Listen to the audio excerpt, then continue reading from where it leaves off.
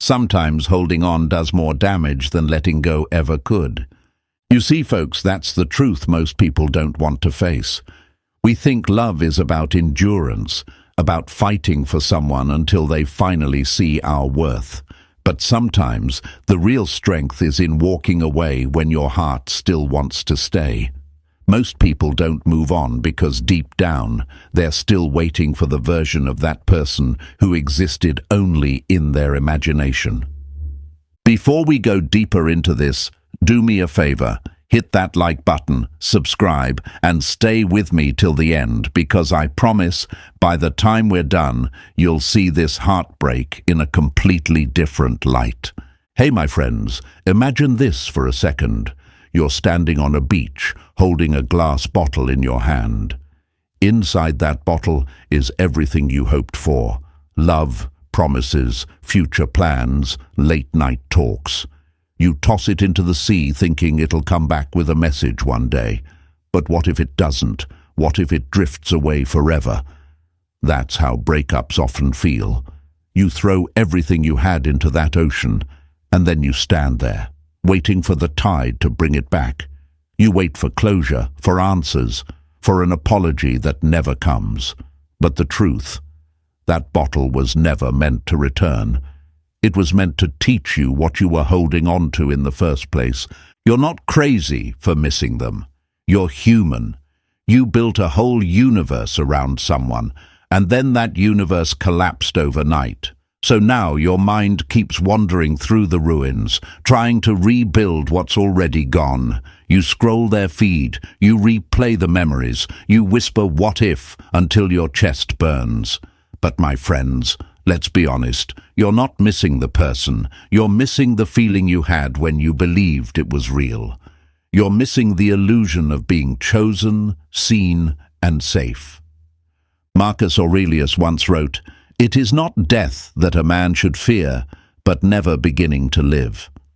And that's what's happening right now. You're not really living. You're existing in emotional replay mode, surviving on echoes of something that's already expired. You think time will fix it, but time doesn't heal wounds you keep touching. Healing starts when you stop trying to edit the past and start building something new in the present. Here's the hardest part. Moving on isn't about deleting memories. It's about deleting the fantasy that those memories meant forever. Sometimes the closure you're waiting for is just acceptance, dressed in silence. Sometimes the apology you'll never hear is your own voice saying, "I deserve better." You have to understand this. Every heartbreak has two deaths: the death of the relationship and the death of who you were within it.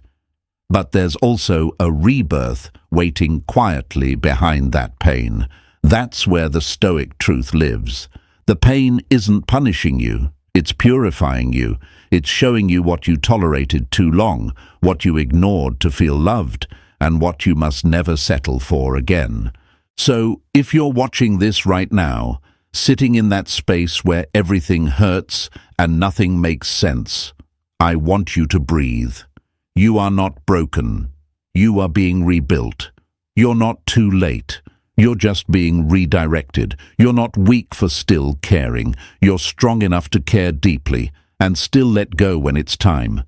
Remember this, letting go doesn't mean losing them. It means finding you again. It means walking through the ashes until you recognize the fire was always inside you, not in them. So, my friends, stay with me, because what's coming next will show you how to heal step by step, like a Stoic, calm, grounded, powerful. Type this in the comments to remind yourself and show the world you're rising. I choose peace. Say it, write it, live it, and don't forget, press that like button, subscribe, and stay till the end, because this is where your comeback begins. Number 2, stop romanticizing the past. The past is not calling you back. It's just echoing because you still haven't stopped listening. That's where most people get trapped, in the echo. They confuse the sound of memory with the voice of destiny. They think because something feels familiar, it must be meaningful. But here's the truth, my friends. Most people don't miss the person. They miss the version of themselves that existed when things still felt whole. Picture this. You're sitting in a dark theater long after the movie has ended. The lights are dim, the credits have rolled, and everyone else has left. But you're still sitting there, staring at the empty screen, waiting for one more scene, one more twist, one more reason to stay. That's what romanticizing the past looks like. The show is over, but you keep replaying it in your head, hoping the ending will change this time. They tell themselves stories like, "It wasn't that bad," or "Maybe they'll come back different," or "I'll never find that kind of love again." But that's not truth. That's nostalgia, dressed as logic. That's the mind choosing fantasy over reality, because reality hurts more. Their brain has turned into an editor, cutting out all the scenes where they cried, where they begged, where they were disrespected, and leaving only the highlight reel. The smiles, the laughter, the fireworks. The problem is, the movie they're rewatching isn't real anymore. It's been rewritten by longing. The Stoics warned about this. Seneca said, "We suffer more often in imagination than in reality." That's exactly what's happening when they romanticize the past. They suffer from what they imagine it could have been, not what it actually was. The danger is, the more they replay it, the deeper that illusion roots itself. The past becomes a prison made of golden memories, and they become their own warden. They might tell themselves, "But I can't help it. The good times felt so real." And that's true. The good times were real, but so were the lies, the distance, the moments when their guts screamed, "Something's off," and they silenced it because they didn't want to lose what they hoped for. See, we don't fall in love with people. We fall in love with the story our mind writes about them. We fall in love with the version of them that fits our dream. And when the dream collapses, we don't know how to let go of the script. That's why they stay stuck, because they're not fighting the person, they're fighting the fantasy. They're chasing a ghost version of the relationship that only exists in memory. The mind keeps whispering, "But they changed. They smiled at me once. Maybe it could still work." And the heart, desperate for peace, believes it. But what if that memory isn't a promise? What if it's just a postcard from a place that doesn't exist anymore? They need to understand this. They're not in love with them anymore. They're in love with the hope they once felt. They're in love with how it felt to be needed, to be seen, to be chosen, even if it was temporary. And that's okay. There's no shame in that. It means their heart was open. But that doesn't mean they have to stay trapped in that dream forever. Here's a thought. Maybe they keep romanticizing because pain makes the past look safer than the future. It's easier to replay what they lost than to face what they haven't yet built. The mind says, "At least I knew how that story ended," while the future feels like blank pages. But that's where freedom hides, in the unknown. The past can only repeat itself. The future can redefine them. Marcus Aurelius once wrote, "Time is like a river made up of the events which happen and a violent stream. For as soon as a thing has been seen, it is carried away." Nothing in life stays still. Not people, not feelings, not moments. Trying to hold on to the past is like trying to grab water with your fists. The tighter you squeeze, the less you hold. Romanticizing the past is a way of avoiding truth, because the truth says it wasn't perfect. The truth says you gave more than you received. The truth says you saw the red flags and hoped they'd turn green. But here's the thing. Truth doesn't hurt you. Illusion does. The moment they stop glamorizing what broke them, healing begins. Let's be real. If that relationship was meant for them, they wouldn't be here searching for closure in a YouTube video. If it was truly aligned, it wouldn't have ended. The universe doesn't take away what's right. It removes what's blocking what's next. They didn't lose the one. They lost the lesson. And that lesson will keep repeating itself until they finally stop painting broken glass gold. So ask yourself, my friends, are they in love with who that person was or who they imagined them to be? Are they missing the reality or the potential? Because potential can't hold you at night. Promises don't keep you warm. The fantasy doesn't text back.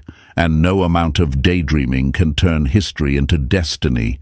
When they stop romanticizing the past, they'll see it clearly for the first time, not as the love of their life, but as the teacher that shaped their next chapter. And that shift changes everything. They'll stop asking, "Why did this happen to me?" and start asking, "What did this teach me?" That's when the pain starts to lose its power. That's when the past stops haunting and starts humbling. They realize that nostalgia is just the mind's way of resisting growth, because the moment they accept that what's gone is gone, the present becomes powerful again.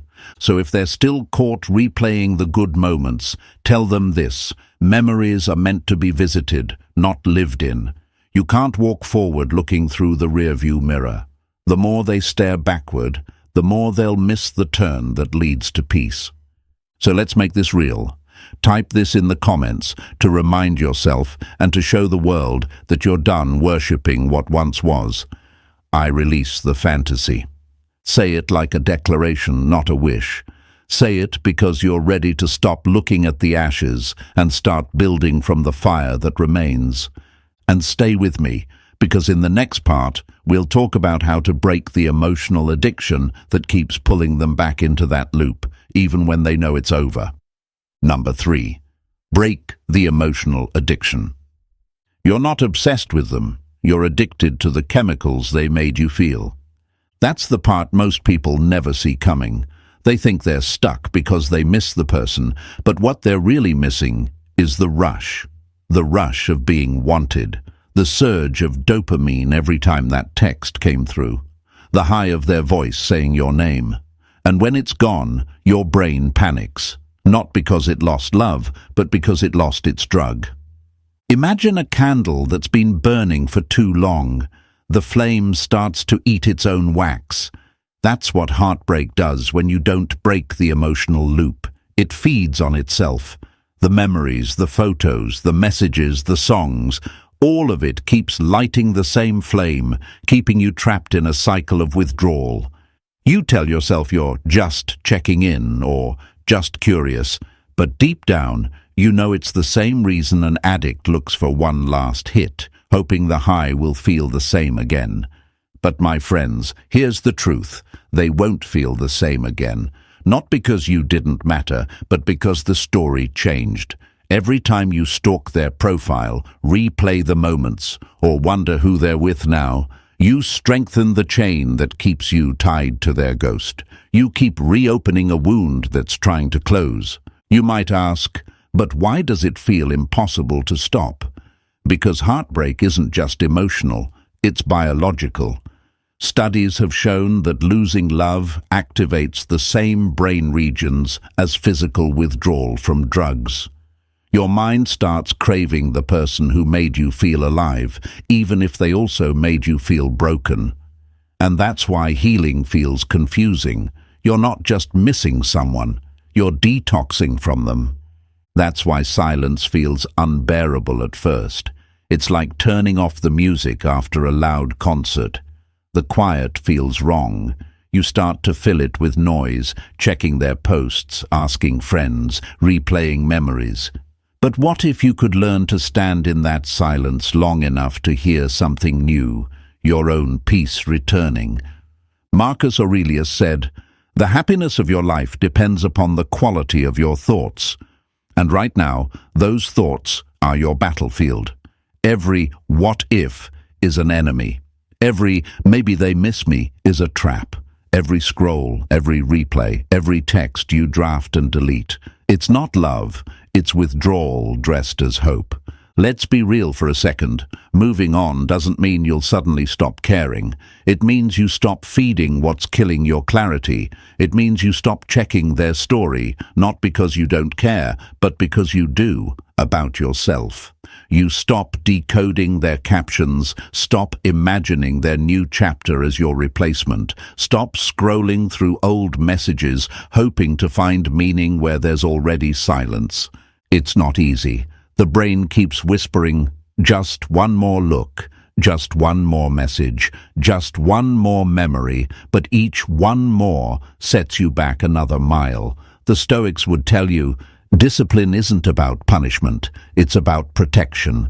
Every time you choose to stay away, you're protecting your peace. Every time you resist the urge to check their feed, you're telling your nervous system, we're safe now. We don't need that hit anymore. It's going to hurt, yes, because detox hurts. But pain isn't punishment, it's proof you're healing.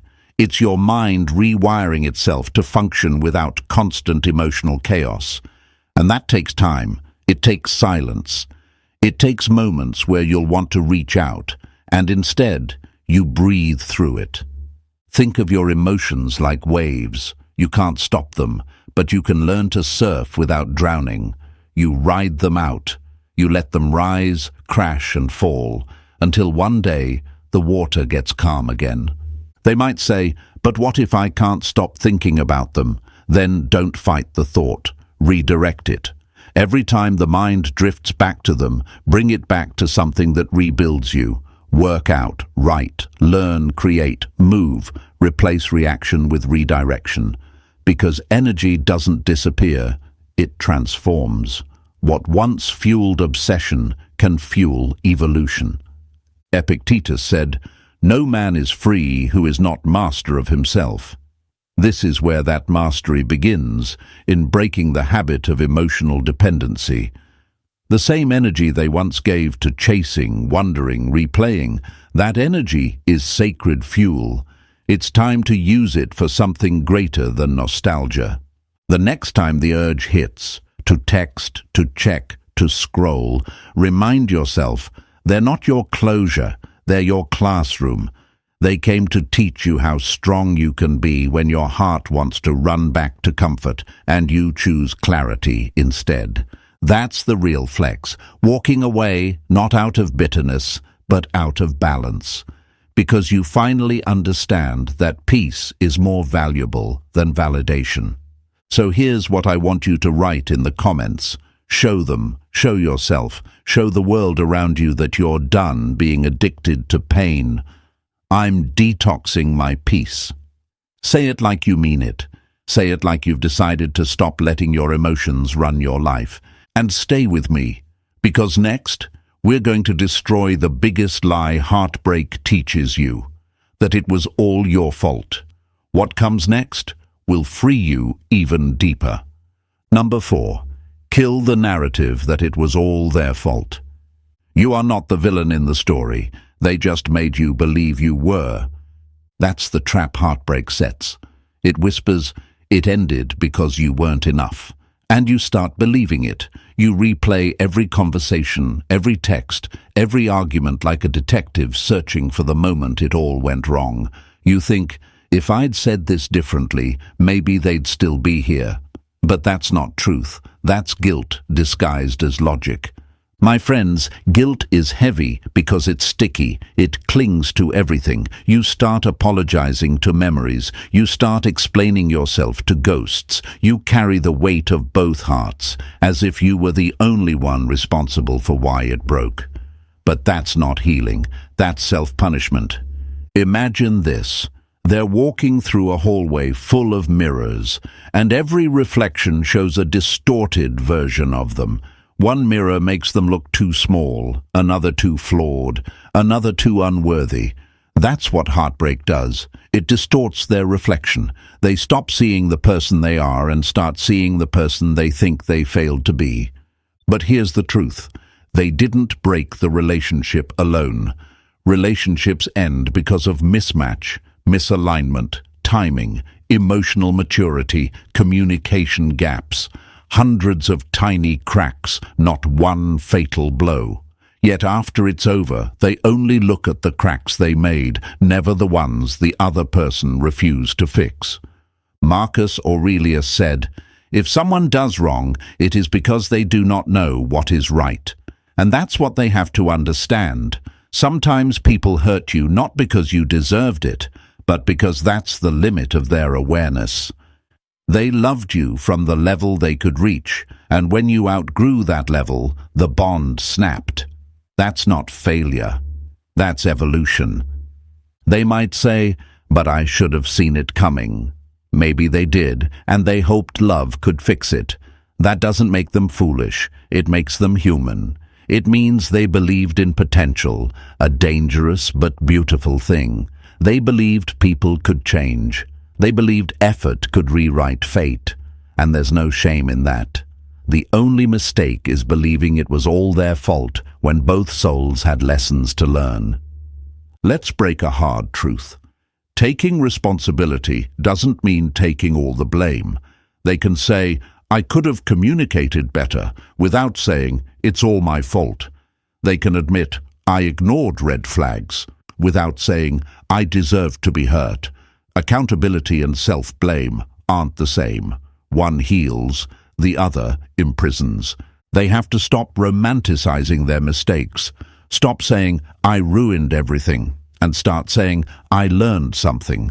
Because every wrong thing they said or did came from a version of themselves that was trying to love the best they could with the tools they had.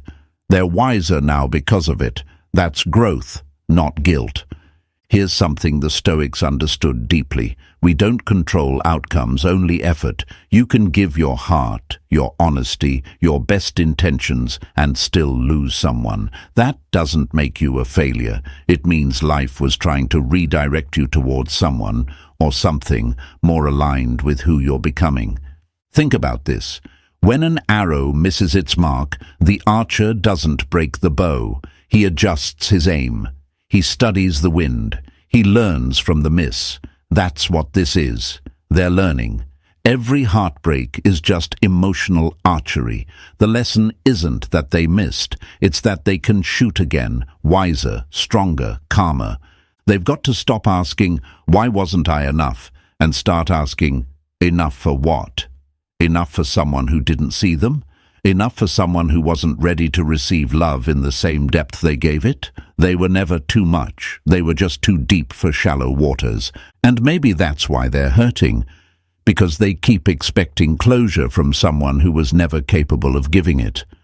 Waiting for an apology from someone who can't see beyond their own reflection is like waiting for the ocean to say sorry for the waves. It's never coming. And that's okay. They don't need it.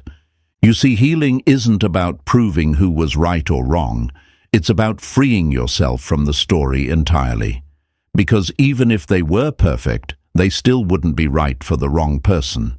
And even if they were flawed, the right person would still find peace in their presence. That's how love works.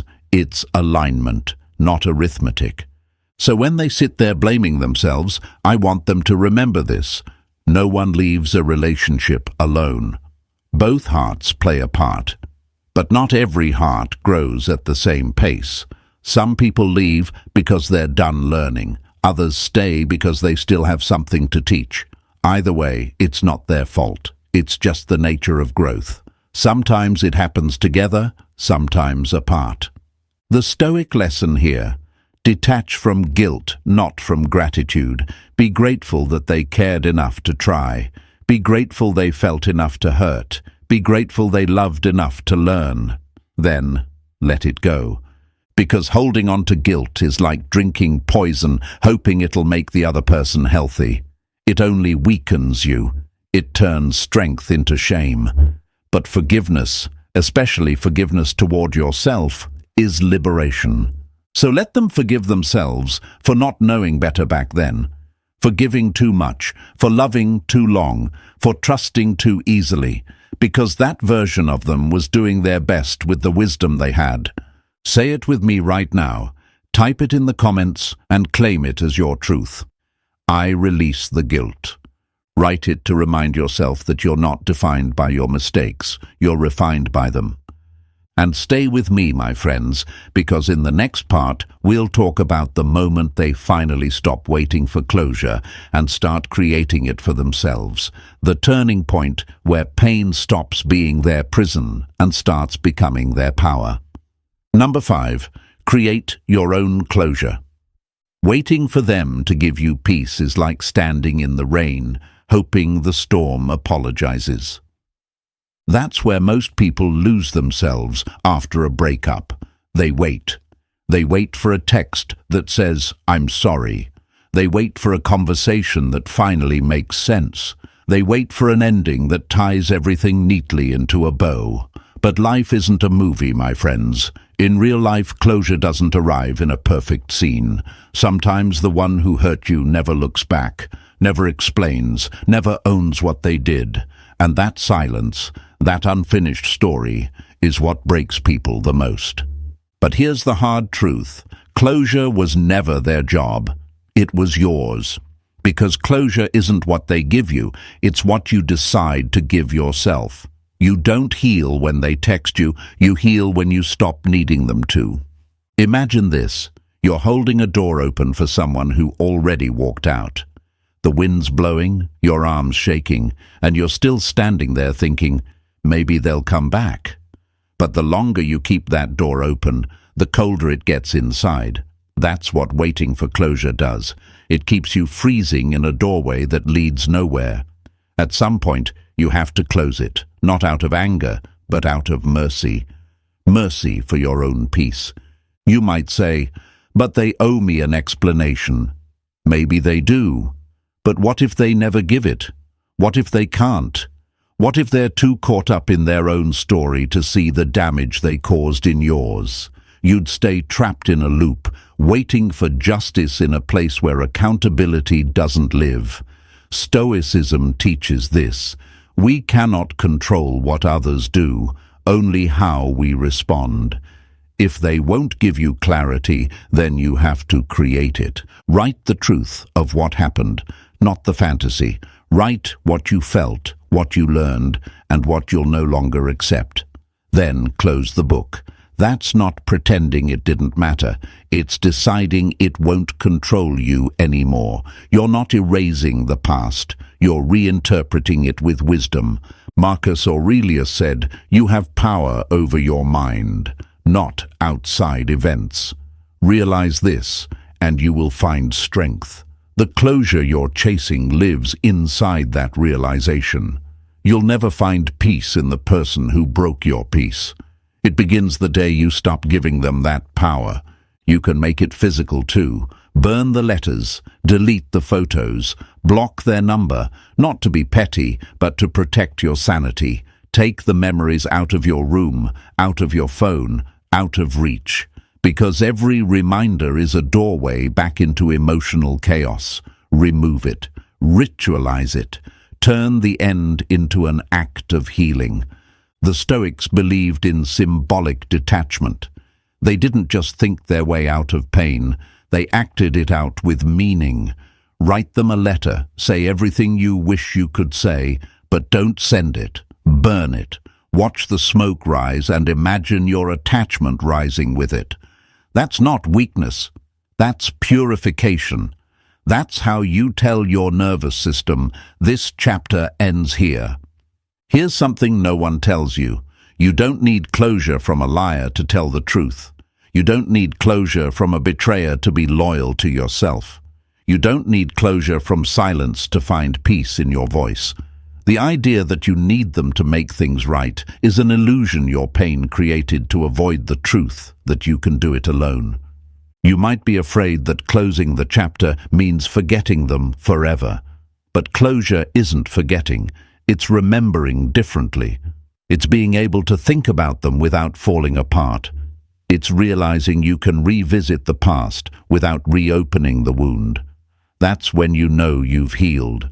Not when you've erased them, but when they no longer define your story. And yes, it's difficult, because closure requires acceptance, and acceptance feels like surrender. You'll fight it. You'll think, if I accept it, it means they win. But that's another lie your ego tells you to keep you attached. The real win isn't revenge, it's release. They don't lose when you let go. You win when you stop needing the pain to prove your worth. Think about this. Storms don't stop because we scream at the clouds. They stop when they're ready, and when they do, the air clears. Closure is the same. It's not something you chase, it's something you allow. You stop resisting reality, and suddenly peace begins to find its way back to you. You have to remember, waiting for closure is still waiting for them, but creating closure is choosing you. It's looking in the mirror and saying, I'm done explaining my pain to people who caused it. It's walking away with your dignity intact. This is the moment where healing truly begins. When you close that door, not in bitterness, but in power. When you take that energy that was once spent on hoping they'd understand, and you invest it into understanding yourself. When you realize that your story doesn't end with their goodbye, it begins there. So if you're standing in that emotional doorway tonight, hand on the handle, heart still hoping they'll come back, let this be the moment you close it. Not because you hate them, but because you finally love yourself enough to stop waiting. Type this in the comments and let it be your declaration to the universe. I close the door. Say it as a promise to yourself, to your future, to your peace. Because what's coming next is stronger, calmer, clearer. Stay with me, my friends, because in the next part, we'll uncover the truth about pain itself, why feeling it doesn't mean you were meant to be, and how to finally turn it into power. Number 6. Pain doesn't mean you were meant to be. Just because it hurts doesn't mean it was love. It means you felt deeply. That's where so many people get lost after a breakup. They mistake pain for proof. They tell themselves, if it hurts this much, it must have been real. It must have been destiny. But no, my friends, pain doesn't always equal purpose. Sometimes pain is just your heart detoxing from what your soul outgrew. Picture this. You touch a flame and it burns. You don't say, maybe this fire was meant for me. You pull your hand back and learn not to reach into it again. But when it comes to heartbreak, you keep reaching into that same fire, hoping the next time it will feel like warmth instead of pain. That's the illusion of emotional attachment. It convinces you the burn is a sign of passion when it's really just resistance to letting go. They lie awake at night thinking, if I can't stop missing them, it must mean they were the one. But what if missing someone isn't a message from your heart, it's just muscle memory from your mind?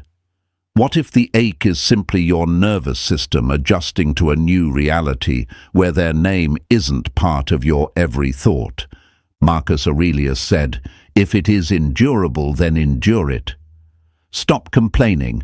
He didn't mean ignore the pain. He meant stop worshipping it. Stop giving it power, because pain, when misunderstood, becomes an idol. You start revolving your life around it. You start identifying with it. And soon, you can't even tell who you are without it. Here's the truth. Pain is inevitable, but suffering is optional. The Stoics never said you wouldn't hurt. They just taught you not to drown in what's temporary. When you say, I'll never get over this, you're giving permanence to something that was meant to pass. You're giving eternity to a moment. You're not broken because it hurts. You're hurting because you cared. You gave time, energy, effort, and emotion to something that no longer fits. That doesn't make you weak. It makes you human. You don't have to feel ashamed of missing someone who mattered. The goal isn't to stop feeling. It's to stop confusing feeling with fate. Think about it like this. Pain is a messenger, not a prophecy. It's your body's way of saying, hey, something important just happened. Learn from it. It's not saying, run back to them. Every time your mind says, but maybe we were meant to be, ask yourself, meant to teach you what? Because every heartbreak carries a hidden curriculum. It teaches you boundaries, self-worth, resilience, self-awareness. The relationship wasn't wasted, it was your emotional apprenticeship. They think the intensity of their pain means the depth of their love. But here's the paradox. The more unhealthy the bond, the more withdrawal hurts. A peaceful love doesn't leave you shaking, it leaves you centered. Pain isn't proof of depth, it's proof of imbalance. And that's why it feels like losing oxygen when they leave. You were breathing them instead of yourself. My friends, pain can either define you or refine you. You can sit in it and call it destiny, or you can stand in it and call it discipline. The difference, one drains you, the other develops you. The Stoics believed that life gives us friction not to destroy us, but to shape us. The same fire that burns wood purifies gold. You're not being punished, you're being purified. Yes, it hurts. Of course it does. They became part of your routine, your safety, your identity. Now every place reminds you of them. Every song cuts a little deeper. But here's the thing. If love was truly meant to bring you peace, it wouldn't leave you in pieces. You're not meant to worship the pain. You're meant to walk through it, knowing it's temporary, knowing it's transforming you. You have to stop asking, why do I still feel this way? And start saying, I'm supposed to feel this way, because healing takes time. Emotional pain is just evidence that you're alive, awake, and evolving. The more you resist it, the longer it lingers, but the moment you stop fighting it, it begins to fade. Seneca wrote, "No man is more unhappy than he who never faces adversity." Why? Because adversity is the only place strength is born. This heartbreak isn't the end, it's your training ground. Every tear, every silent night, every moment you almost text them, it's all part of the conditioning. The universe is not breaking you down, it's breaking you open. So instead of saying, it hurts too much, start saying, this pain is proof that I'm still capable of feeling deeply, and that's beautiful. Because numbness isn't healing, it's hiding. Pain is the bridge between what was and what will be. You have to cross it to reach peace. And here's what's waiting on the other side. Clarity. The moment you stop tying pain to destiny, you start seeing it as direction. You start realizing that every heartbreak was steering you toward the version of yourself who doesn't need saving. So tonight, when the ache feels unbearable, remember this. You're not feeling pain because it was meant to be. You're feeling it because it's meant to end. And endings are never gentle, but they are sacred. Type this in the comments right now, not for me, but for you, for the world to see that you're walking through the storm with awareness. My pain has purpose. Say it until your heart believes it. Because pain is temporary, but what it builds inside you, that strength, that clarity, that peace, that's permanent. And stay with me, my friends, because next we'll talk about what comes after the storm, how to take all that energy, all that pain, and turn it into power that nobody can take away from you. Number 7. Redirect the fire. Turn pain into power. The same fire that burns you can also forge you. It depends on what you do inside the flames. Heartbreak gives you energy, raw, messy, uncontrolled energy. And what most people do with it, they waste it. They spend it refreshing a social feed, stalking their ex, replaying conversations, rewriting endings that will never change. They let that fire consume them instead of allowing it to create them. But if they only knew what kind of fuel heartbreak really is, they'd stop sitting in the ashes and start building from them. See, pain doesn't disappear. Energy never does. It only changes form. That same ache in your chest, that frustration in your mind, that tightness in your throat, all of that is energy waiting to be redirected. Marcus Aurelius said, "The impediment to action advances action. What stands in the way becomes the way." That's what this is about. The breakup didn't block you. It gave you a new path, even if it's covered in smoke right now.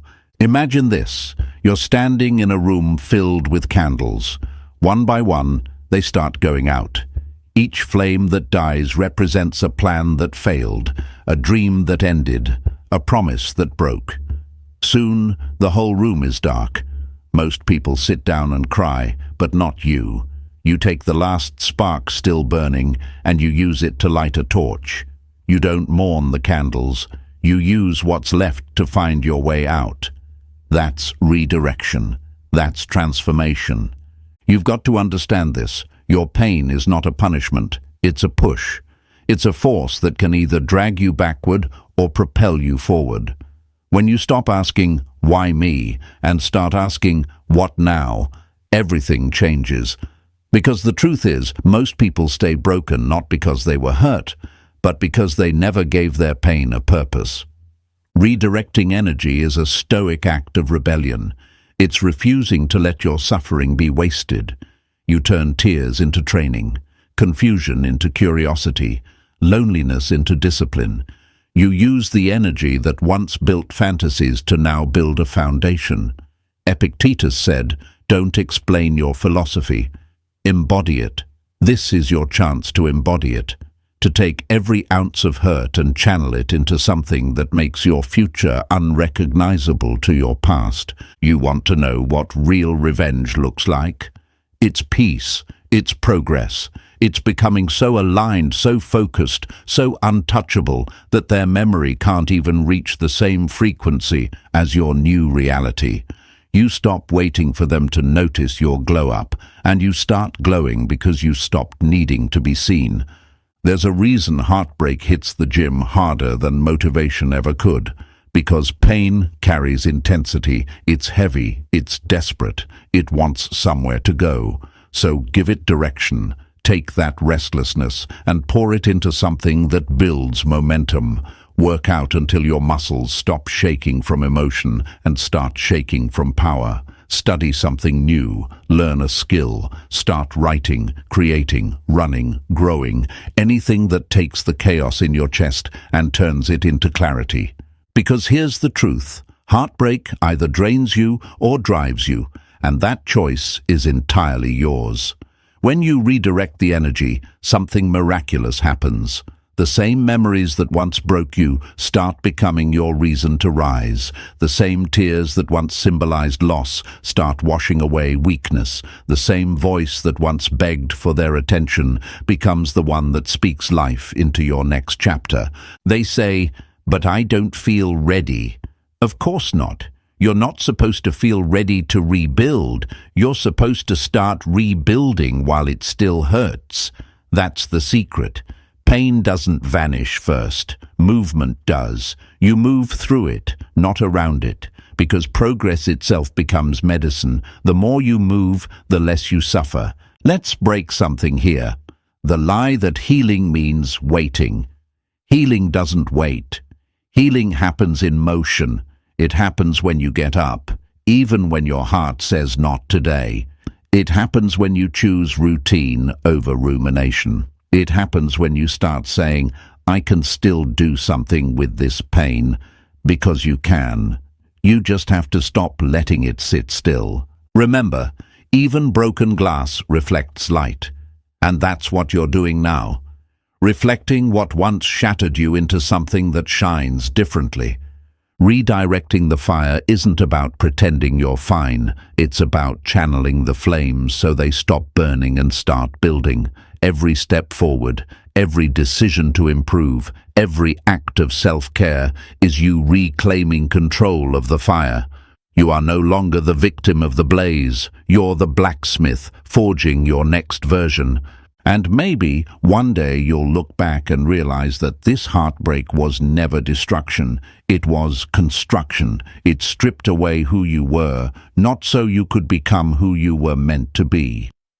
So, my friends, let me ask you, what will you do with this fire? Will you let it scorch your soul, or will you use it to light your way forward? Because if you choose to move, if you choose to build, if you choose to rise, the fire becomes your ally, not your enemy.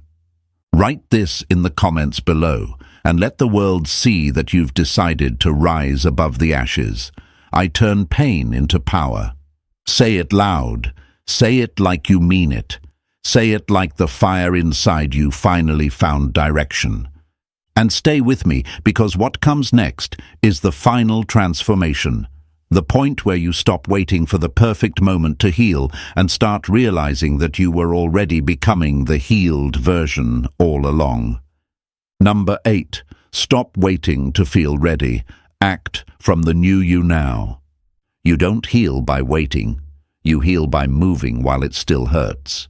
That's where most people stay stuck. They wait for the day when the pain stops, when they wake up and magically feel free. But that day doesn't come. Not because healing isn't real, but because healing doesn't arrive on a schedule. It arrives the moment you stop waiting for the perfect feeling and start acting from the version of you that pain was trying to build. You see, most of them want to feel ready before they take that first step. But readiness is a trap. It's just fear dressed in logic. They say, I'll start working on myself when I feel better, or I'll open my heart again when I'm healed, or I'll move forward when I know I won't fall. But life doesn't wait for you to stop trembling. Life moves for those who walk with the trembling. Imagine this, a warrior standing at the edge of a battlefield, sword in hand, heart pounding. The enemy isn't out there, it's within. It's doubt, hesitation, memory, pain. And the warrior waits for courage to arrive. But courage never shows up before the battle. It's born inside it. That's you, my friends. You've been standing at the edge of your own life, waiting for peace to make the first move. But peace follows movement. It doesn't lead it. Epictetus said, "First say to yourself what you would be, then do what you have to do." That's the formula. You don't wait to feel ready to become the new version of you. You act like them now. You start showing up as the healed one, even when you still feel broken, because the actions you take from pain are what turn it into power. Right now, there's an identity gap between who you were with them and who you're becoming without them. You used to see yourself through their eyes, through their love, through their approval, but that chapter is over. So now, you have to meet yourself again. The version of you that doesn't need permission to be worthy. The version that doesn't chase love, but attracts it through peace. The version that doesn't wait for validation, but creates it through growth. Here's the truth. You don't lose yourself in a breakup. You just forget where you placed your power. It's not gone. It's still in you, waiting to be remembered. Every step you take now, every morning you get up even when your chest feels heavy, every time you breathe through a memory instead of breaking down, that's power returning home. Stop saying, "I'll start once I feel like myself again." Start now. Because yourself isn't a person to rediscover, it's a person you're rebuilding. And the beautiful thing about rebuilding is that this time you get to design it right. You get to decide what peace feels like, what love looks like, what boundaries sound like. You are not who you were when this began. That version of you needed to learn the lesson. This version is here to live it. The old you sought comfort. The new you seeks clarity. The old you begged for answers. The new you knows that silence is an answer. The old you chased love. The new you becomes it. Marcus Aurelius wrote, "Waste no more time arguing about what a good man should be. Be one, the same applies here. Don't talk about who you'll be when you're healed. Be them now. Walk differently, speak differently, think differently, move as though you've already arrived at peace, and watch how quickly it follows you. Yes, it'll feel strange at first. You'll have days when the pain resurfaces. You'll scroll past something that stings. You'll hear their name and feel that familiar wave. But remember this, healing isn't about never feeling pain again. It's about not bowing to it anymore. You can still feel the ache and keep moving.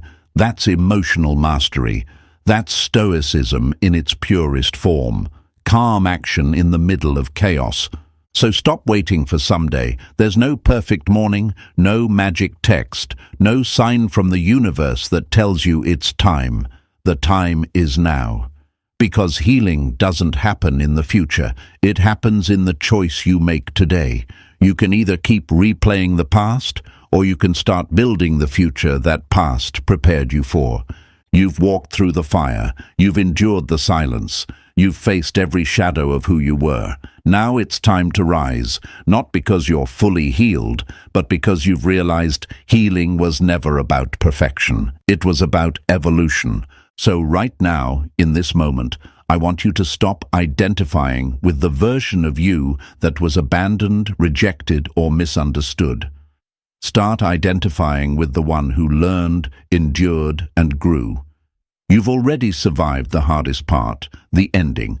Now it's time to master the most powerful part, the becoming. Type this in the comments to make it real, to show yourself and the world that this is your turning point. I move now. Say it out loud. Let it echo through your chest. Say it like you're speaking to the version of yourself that once thought they'd never recover, and show them you did. And if this message spoke to your soul today, don't keep it to yourself. Somebody else out there needs this reminder too. So hit that like button, subscribe, and share this with someone who's fighting to rise again. Because this is more than a video. It's a movement of people choosing peace over pain, strength over waiting, and truth over illusion. And remember this, my friends, your healing doesn't begin when the pain ends. It begins the moment you decide to move forward, even with the pain still in your hands. Now go live from that place. You're ready, even if you don't feel it yet.